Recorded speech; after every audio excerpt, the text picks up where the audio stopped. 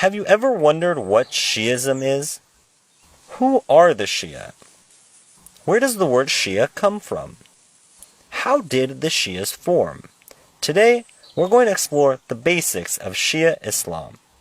A lot of people wonder, are the Shia even Muslim? Well, they believe in Allah, the one true God.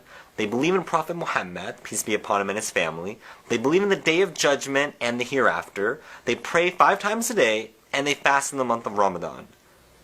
Let's see. So they believe in God, they believe in the Prophet, they pray, they fast, they read the Quran. Yeah, seems like they're Muslim. So we know they're Muslim, but what does the word Shia mean? And where does it come from? Well, let's look at the Arabic language and find out what the definition is. A Shia means a partisan or a follower, and it can actually be found in the Quran in reference to Prophet Abraham being a Shia or follower of Noah. وَإِنَّ مِن شِيعَتِهِ لَإِبْرَاهِيمَ. Also, we find in the Quran the word Shia to be used referring to a follower of Prophet Moses. In Surah 28, al-Qasas, verse 15, we find it used when Prophet Moses enters his city. وَدَخَلَ الْمَدِينَةَ عَلَى حِينِ غَفْلَةٍ مِّنْ أَهْلِهَا فَوَجَدَ فِيهَا رَجُلَيْنِ يَقْتَتِلَانِ هَذَا مِن شِيعَتِهِ. Again, the word for followers in this context is Shia. We can see that in the Quran when it's referring to followers of past prophets. The Quran itself uses the word Shia. So we can see that it doesn't come out of nowhere. We keep throwing this word Shia around, but when was this used during the lifetime of our Prophet? And if there were Shia, who were they? After the passing of the Prophet, the Muslims divided into 2 groups.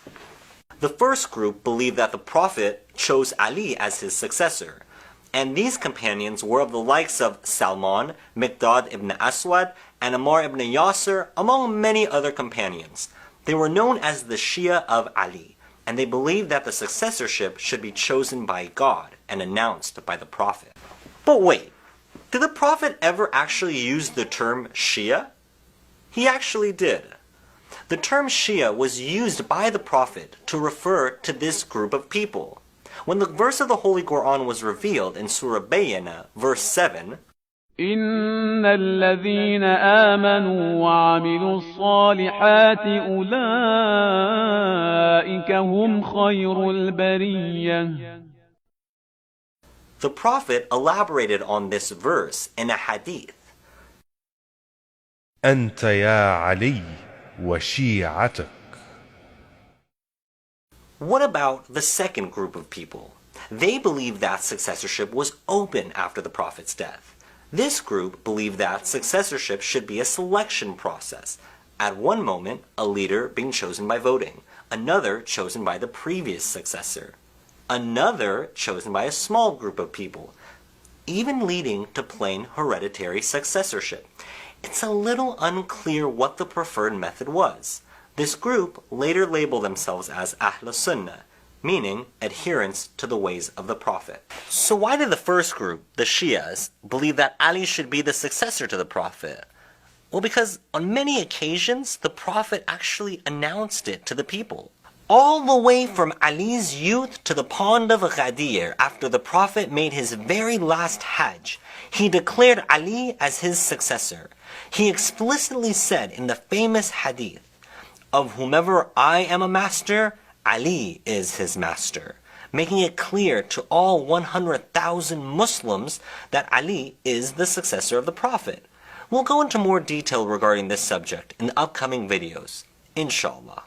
So we've established that Shias are Muslims according to their core beliefs. We explored the etymology of the word Shia, which means follower. We found supporting verses in the Quran, and the pages of history show that there were Shia of Ali whom the Prophet recognized through his own words. Do the Shias believe that Ali is the final successor? Are there any successors after him? And who are the Ahl al-Bayt and what role do they play in Islam? And who is the Mahdi? We hope to talk about these topics and more in the upcoming videos, inshallah. Allahu Akbar.